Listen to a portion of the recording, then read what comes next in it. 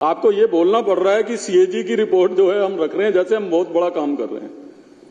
ये संविधान की प्रक्रिया है, जिस लोकतंत्र की परिकल्पना बाबा साहब ने करी थी, जब संविधान को फ्रेम किया गया था तो उसमें एक नेचुरल कोर्स में है कि कोई भी सरकार की मर्जी नहीं है कि वो सीएजी की रिपोर्ट रखे या ना रखे, मैंडेटरी है।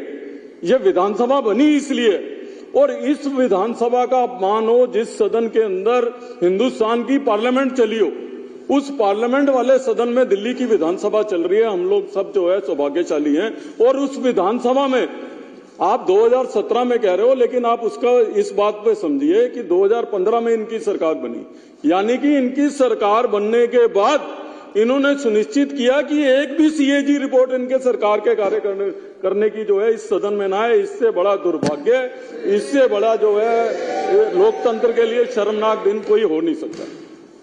और आप नारे लगा रहे हो बाबा साहब के और सपनों की हत्या कर रहे हो बाबा साहब की।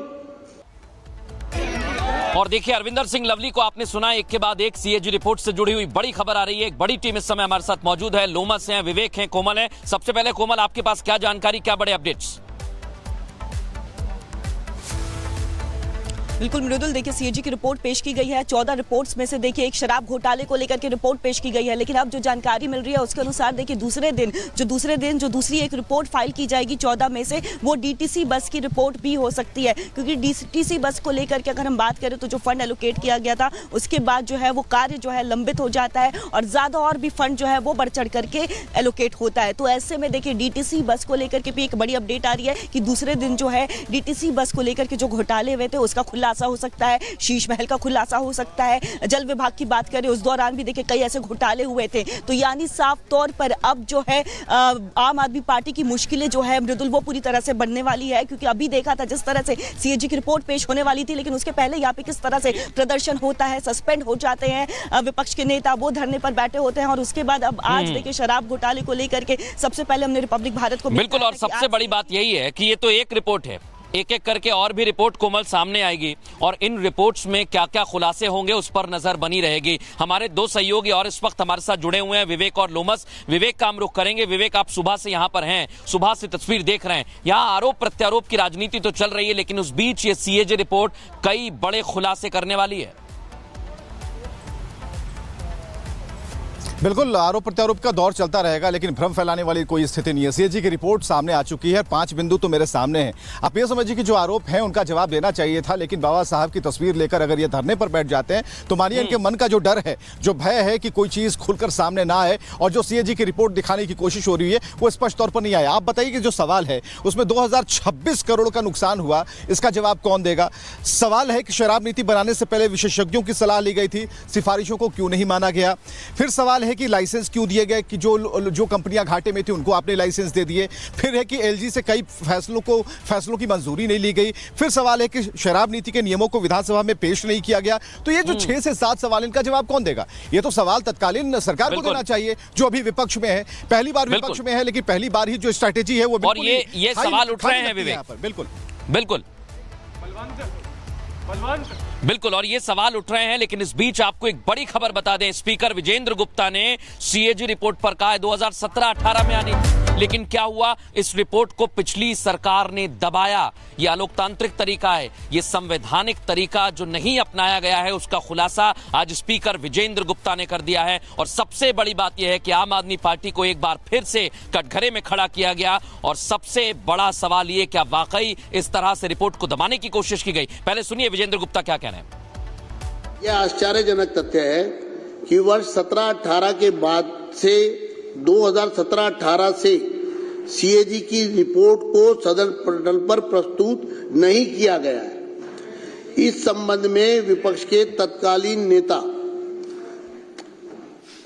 अर्थात उस समय मैं विपक्ष का नेता था, के नेतृत्व में तत्कालीन विपक्षी विधायकों ने, जो इस सदन के सदस्य भी हैं, उसमें से 5 सदस्य हैं, ने सीएजी रिपोर्ट को सदन में प्रस्तुत करने के लिए माननीय राष्ट्रपति, तत्कालीन विधानसभा अध्यक्ष, तत्कालीन मुख्यमंत्री, वित्त मंत्री और मुख्य सचिव से अनुरोध किया था।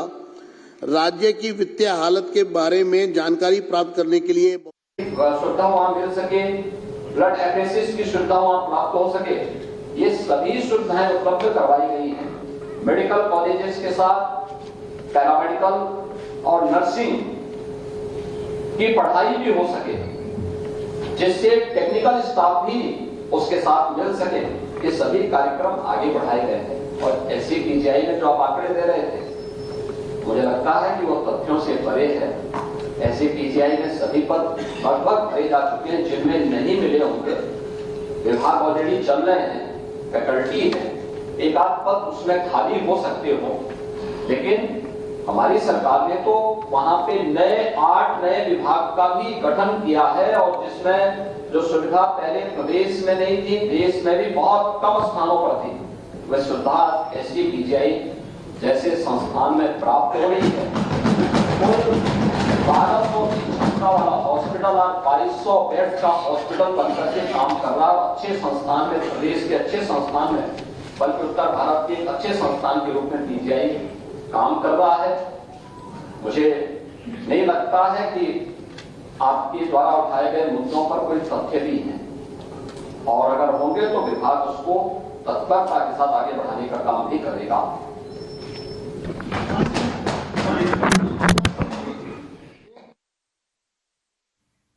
यूपी विधान परिषद से आप सीएम योगी आदित्यनाथ को सुन रहे थे। मेडिकल कॉलेज की संख्या बढ़ाई जा रही है, ये सीएम योगी आदित्यनाथ ने कहा। और इस वक्त लाइव तस्वीरें आप देख रहे हैं, हर जिले में मेडिकल सुविधा बढ़ रही है, ये भी सीएम योगी आदित्यनाथ ने कहा है। तो उनका संबोधन आप कुछ देर पहले सुन रहे थे, और जिसमें उन्होंने मेडिकल सुविधाएं किस तरह से प्रदेश में बेहतर की जाएगी वो उनकी तरफ से कहा गया। और आपको इसी बीच विधानसभा में कल भी पेश होगी कैग रिपोर्ट, डीटीसी बसों से जुड़ी कैग रिपोर्ट पेश होगी। विधानसभा में कैग की रिपोर्ट पेश होगी और गड़बड़ी का मामला सामने आया था, इससे जुड़ा हुआ, और ये रिपोर्ट भी पेश की जाएगी। तो देखिए, बड़ी खबर आपको बता रहा है, शराब घोटाले से जुड़ी हुई कैग रिपोर्ट पेश की गई थी। टोटल 14 घोटाले बताए गए हैं, और ऐसे में इस कैग रिपोर्ट के सामने आने के बाद कैसे मुश्किलें बढ़ेगी आम आदमी पार्टी की, देखना काफी ज्यादा महत्वपूर्ण होगा। मृदुल, आप लगातार ग्राउंड पर मौजूद है, ओवर टू यू। बिल्कुल, देखिए, आम आदमी पार्टी की मुश्किल बढ़ेगी, लेकिन आम आदमी पार्टी बार बार कह रही है कि हम बाबा साहेब के।